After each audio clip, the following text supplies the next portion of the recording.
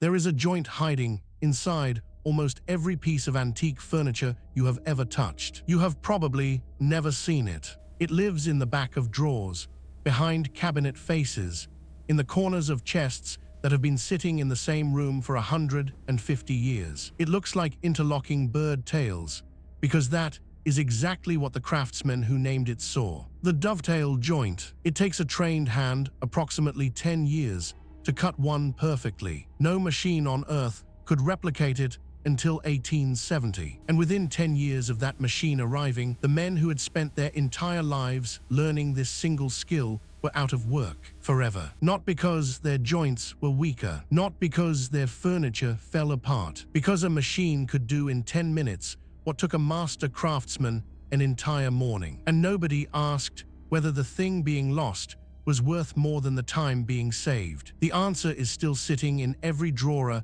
of every piece of furniture made before 1900, waiting for someone to open it and look.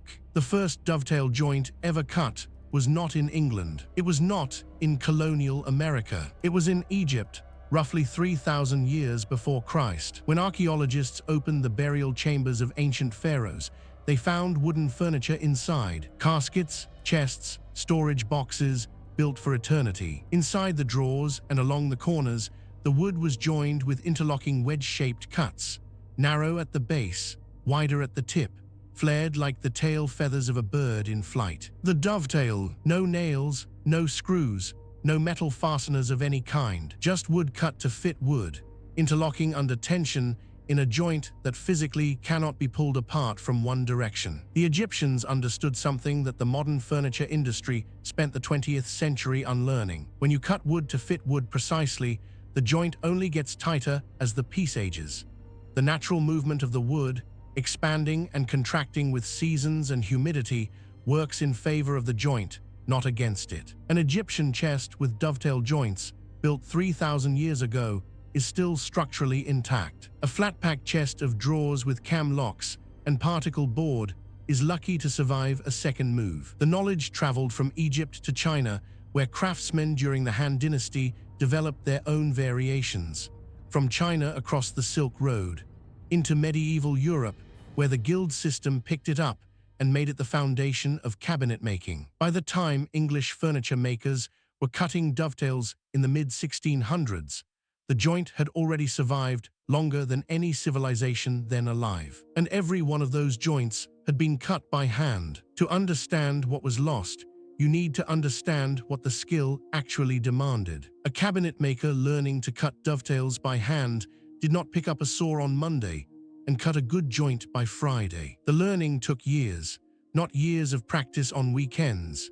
Years of daily work under a master in a workshop where mistakes were corrected by hand and bad joints were pulled apart and started over. Here is what the process looked like. The craftsman began with a marking gauge, a small tool with a sharp pin set to a precise depth. He scored a line across the end grain of the wood, marking the baseline of the joint. Then he took a saw, not a power saw, a small, thin-bladed tenon saw with fine teeth, held in two hands with the piece braced in a vise. He cut down to the baseline at an angle, then again at another angle, then again, each cut defining one tail of the joint. Between the cuts, he used a chisel to remove the waste wood, paring it out in thin layers, working to the line but never past it.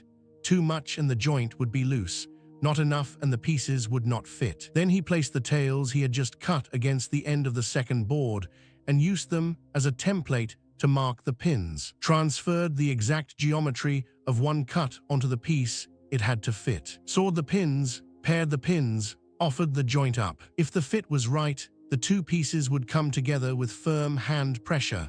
No gap anywhere visible, the joint would lock. If the fit was wrong, he paired more, or he started over. A master cabinet maker could cut a drawer with 6 or 8 dovetails and have it fitting cleanly in a morning. An apprentice in his first year might spend a full day on a single joint and still not get it right. The irregularity is what tells you it was made by hand. The tails are slightly different widths. The angles are slightly different from one another. Every cut reflects a decision the craftsman made in that moment on that piece of wood for that drawer. No two hand-cut dovetail joints are identical. No machine has ever been able to replicate that. In 1870, an American inventor named Charles Knapp filed a patent for a machine that could cut dovetail joints. Not the traditional angular tails of the English cabinet makers. Knapp's version produced a rounder shape, a pin and cove design, sometimes called the Knapp joint. But the principle was the same. You fed a piece of wood into the machine cut the joint.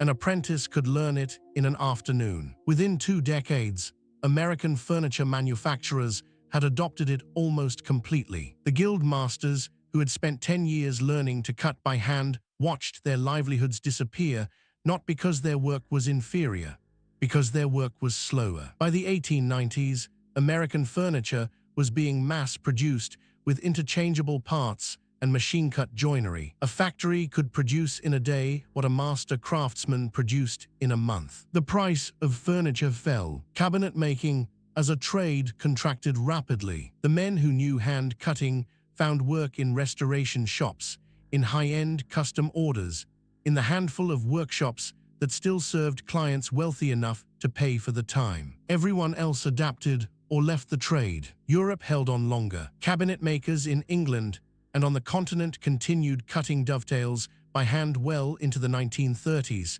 partly out of tradition, partly because machine-cut joinery was viewed as inferior by customers who knew the difference. Then electric power tools arrived after the Second World War.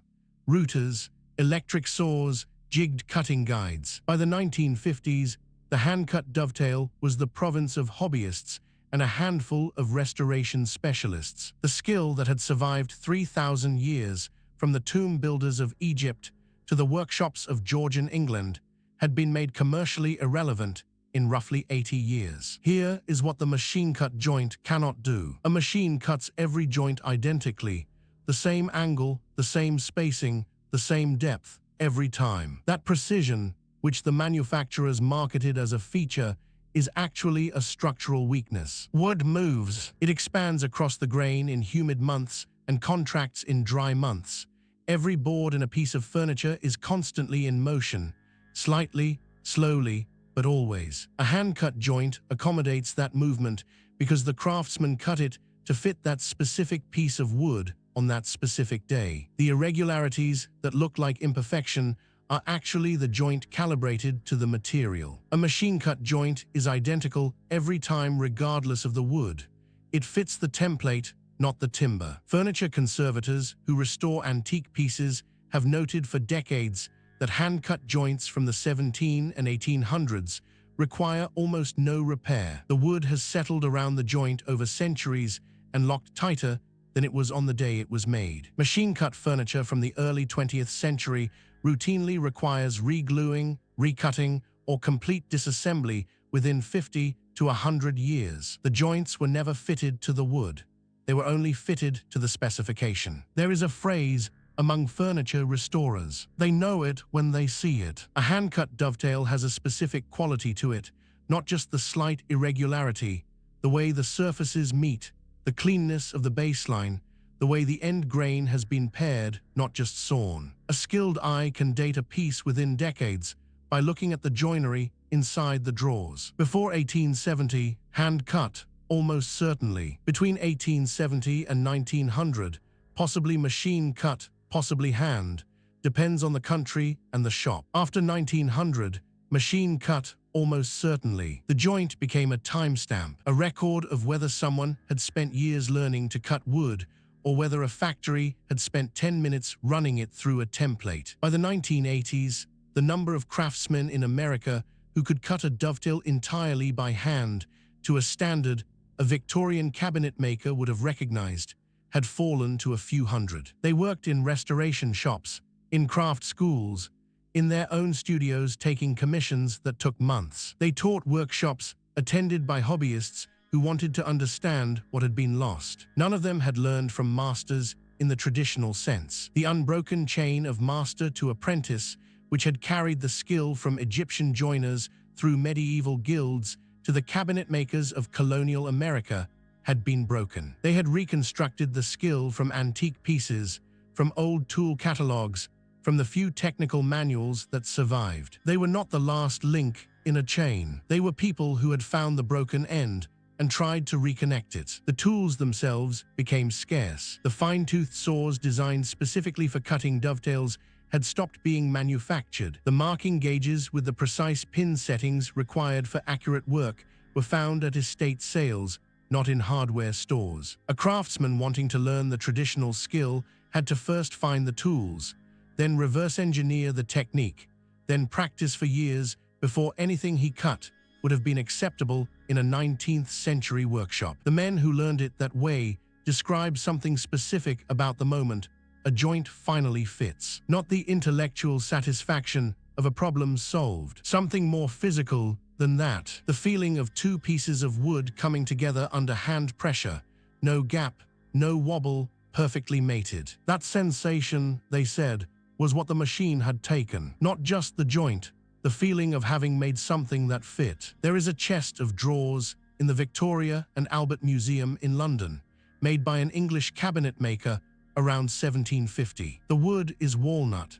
The surface has the deep, warm patina that only 270 years of use and light can create. Open the drawers and look at the corners. The dovetails are slightly irregular.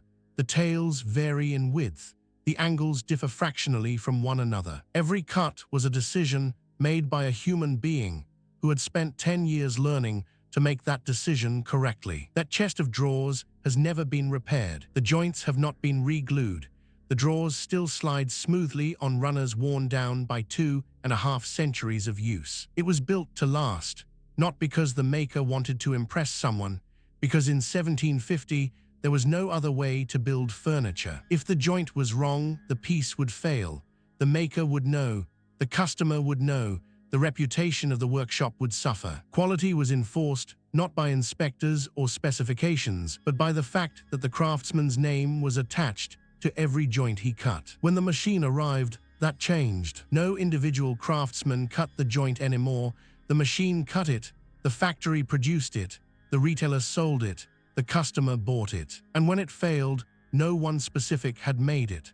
The accountability dissolved into the same assembly line that made the piece. We did not just lose a joint. We lost a system where the person who made something had to stand behind it with their hands. That system built furniture that is still being used 200 years later. What we replaced it with built furniture that struggles to survive the second move. Somewhere in your home, or your parents' home, or the home of someone you know, there is an old piece of furniture, a chest, a bureau, a cabinet someone's grandmother left behind. Open the drawers. Look at the back corners where the front meets the sides. If you see slightly irregular wedge shapes, cut at angles that vary just a little from one to the next, you are looking at a hand-cut dovetail. A decision made by a human being with a saw and a chisel, probably more than 100 years ago. That joint was not made faster than a machine could make it. It was not made cheaper. It was made to outlast the person who made it, and the person who bought it, and probably the person who is opening the drawer right now. The skill that made it is almost gone. The joint is still holding. Is there an old piece of furniture in your life that has outlasted everything around it? Tell me about it in the comments.